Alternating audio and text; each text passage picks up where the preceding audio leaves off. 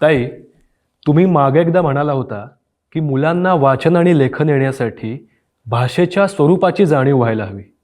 मला तो मुद्दा नीटसा समजला नव्हता. भाषेच्या स्वरूपाची जाणीव म्हणजे नक्की काय? हे बघ योगेश्वर, आता मी तुझ्याशी बोलतेय ना, तेव्हा माझ्या भाषेचा ओघ अखंड चालू आहे. त्यामध्ये वाक्य आहेत, शब्द आहेत, शब्दांचे सुटे सुटे आवाज आहेत, आणि या सगळ्याची जाणीव होणं म्हणजेच भाषेच्या स्वरूपाची जाणीव होणं. पण मग बोलण्यात वाक्य असतात, वाक्यात शब्द असतात, हे उघड नाहीये का? ही बाब मोठ्यांसाठी जरी उघड असली ना, तरी नव्याने लेखन वाचन करणाऱ्या मुलांना ह्याची जाणीव नसते. त्यामुळे तोंडी भाषेसाठी वाक्य, त्यातले शब्द, त्यांचे सुटे आवाज, या सगळ्याची फारशी गरज नसतेच. खरंच की. तोंडी भाषेचा विचार करताना आपण बोलण्याच्या ओघाकडेच जास्त लक्ष देतो. त्यातल्या शब्दांचा सुटा विचार आपल्याला करावाच लागत नाही. पण तोंडी वाक्य जेव्हा कागदावर लिहायची वेळ येते ना, तेव्हा या सगळ्याचा विचार करावाच लागतो. त्याची गरज आहेच ना. हो, पण ताई, भाषेच्या या स्वरूपाची जाणीव इतक्या लहान मुलांना कशी करून द्यायची? हे बघ, हा मुद्दा जरी तुला गुंतागुंतीचा वाटला ना, तरी प्रत्यक्ष वर्गात मुलांबरोबर ह्याचे खेळ घेऊन ही संकल्पना त्यांना समजावून देता येते. आज आपण भूषणदादाच्या वर्गात जाणार आहोत. तिथे तो आवाजांचे आणि वाक्यांचे काही खेळ घेणार आहे. तुम्ही पाहायला या. आता मी तुम्हाला एक वाक्य सांगणार आहे आणि त्या वाक्यामध्ये किती शब्द आहेत ते आपल्याला मोजायचे आहेत. हां, तर माझं वाक्य आहे, ताई चहा करते. बघा, ताई चहा करते. किती टाळ्या वाजवल्या? 3 टाळ्या वाजवल्या ना. बरोबर, मस्त. कारण या वाक्यात ताई चहा करते असे 3 शब्द आहेत, म्हणून मी 3 टाळ्या वाजवल्या. हां, आता मी आणखी एक वाक्य सांगणार आहे तुम्हाला, आणि त्या वाक्यामध्ये किती शब्द आहेत ते तुम्ही मला सांगायचे आहेत. माझं वाक्य आहे, मामा गावाला गेला. मामा गावाला गेला. आता या वाक्यात किती शब्द आहेत ते सांगायचे आहेत. मला युक्ता सांगशील का तू किती शब्द आहेत बरं? बघा युक्ता, इकडे बघ. माझं वाक्य आहे, मामा गावाला गेला. या वाक्यामध्ये किती शब्द आहेत ते सांगायचे आहेत तुम्हाला. बघ बरं करून. मामा गावाला गेला. किती बरं शब्द आहेत? किती शब्द आहेत? 3 शब्द आहेत ना. मामा गावाला गेला. पाहिलंच योगेश्वर, मामा गावाला गेला या वाक्यातल्या प्रत्येक शब्दासाठी भूषण एक टाळी वाजवतो आणि मुलांना मोजायला सांगतो. का बरं तो असं करत असेल? म्हणजे वाक्यात सुटे शब्द असतात याची जाणीव मुलांना आपोआपच होईल. बरोबर, अगदी बरोबर. आता हेच वाक्य मी इथे लिहितो. हा, ते नीट बघा. मामा गावाला गेला. आता मामा गावाला गेला या वाक्यामध्ये गेला हा शब्द कुठे लिहिला असेल बरं? पाहिलंस, गेला हा शब्द कुठे लिहिलाय या प्रश्नाचं उत्तर त्याने वाड्यात असं दिलंय. का बरं असं दिलं असेल? कारण प्रश्न गेला या शब्दाविषयी आहे. मामा कुठे गेला हा प्रश्न नाहीये, हे त्याच्या लक्षात आलं नसावं. अगदी बरोबर आहे. शब्दांची संकल्पना विकसित होत असताना मुलं अशाच गमती जमती करतात, आणि हा त्यांच्या शिकण्याच्या प्रक्रियेचा एक अविभाज्य घटक आहे. बघा, मामा गावाला गेला या वाक्यामध्ये गेला शब्द कुठे लिहिला असेल? सिद्धार्थ, दाखवशील का तू? हे बरं.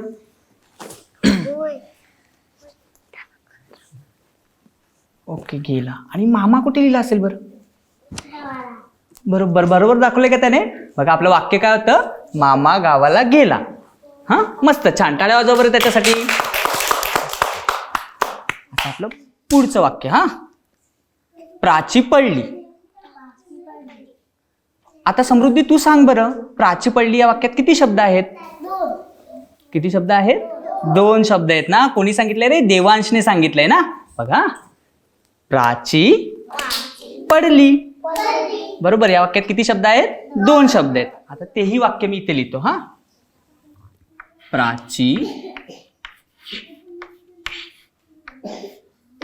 पडली. इकडे सर्वांनी लक्ष द्यायचं हा.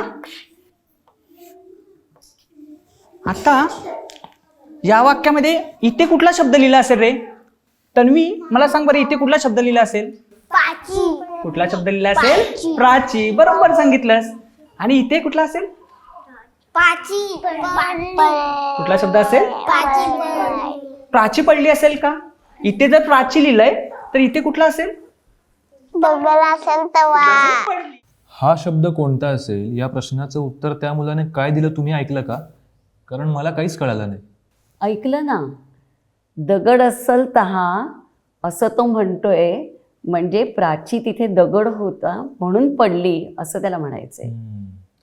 समग्र अर्थाचा विचार करणं सोडून वाक्यातल्या सुट्या शब्दांचा विचार करणं हे फारच गुंतागुंतीचं आहे बाबा. गुंतागुंतीचं आहेच, म्हणूनच असे खेळ नियोजन करून नियमितपणे घ्यायला हवेत. आता माझं पुढचं वाक्य आहे, यशची शाळा लांब आहे. या वाक्यामध्ये किती शब्द आहेत बरं ते मला सांगायचे आहेत. बघशील करून देवांश तू? बघ बरं, तू करून बघ हा. सिद्धार्थ मी तुला विचारतो हा नंतर. बघ बरं, यशची शाळा लांब आहे या वाक्यामध्ये किती शब्द आहेत? करून बघ बरं.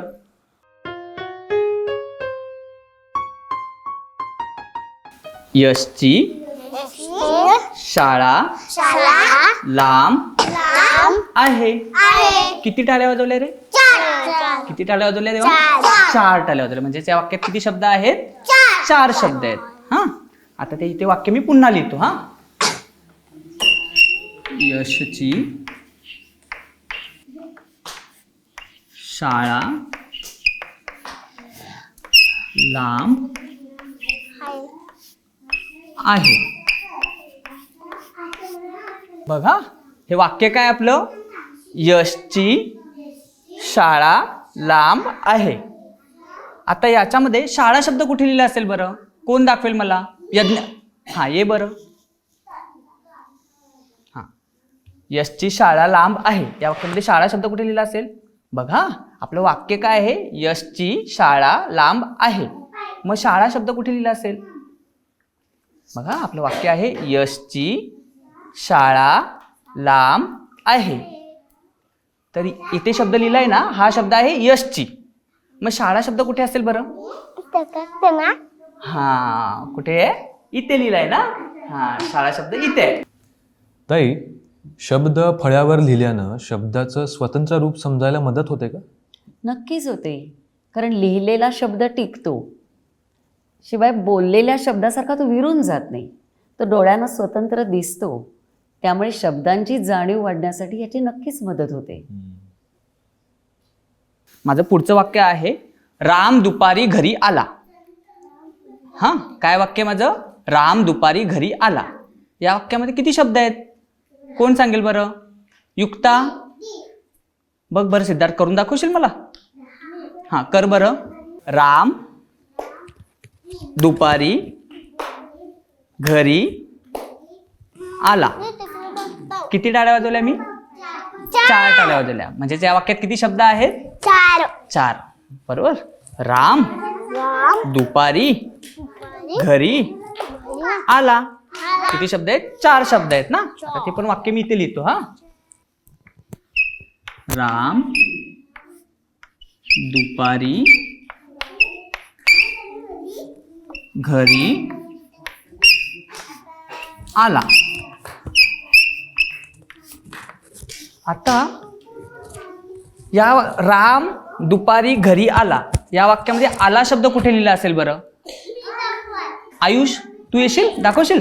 राम दुपारी घरी आला या वाक्यात आला शब्द कुठे असेल बरं? ये इथे येऊन दाखव. ये बरं. हे बघा, आता आयुष बरोबर दाखवतोय का? बघा, आपलं वाक्य इथे लिहिलंय ना, राम दुपारी घरी आला. तर आला शब्द कुठे लिहिला असेल बरं? बघा, आपलं वाक्य आहे राम दुपारी घरी आला. या वाक्यात तू जाऊन बस आयुष. राम दुपारी घरी आला या वाक्यात आला कुठे लिहिलं असेल बरं? ये बरं. आता अंश दाखवतोय हा. कुठे लिहिलं असेल? आपलं वाक्य इथे लिहिलंय ना, आपण इथनं सुरुवात केली आहे. राम दुपारी घरी आला. मग कुठे लिहिला असेल आला शब्द? इथे लिहिलंय ना आला शब्द. बरोबर सांगितलं.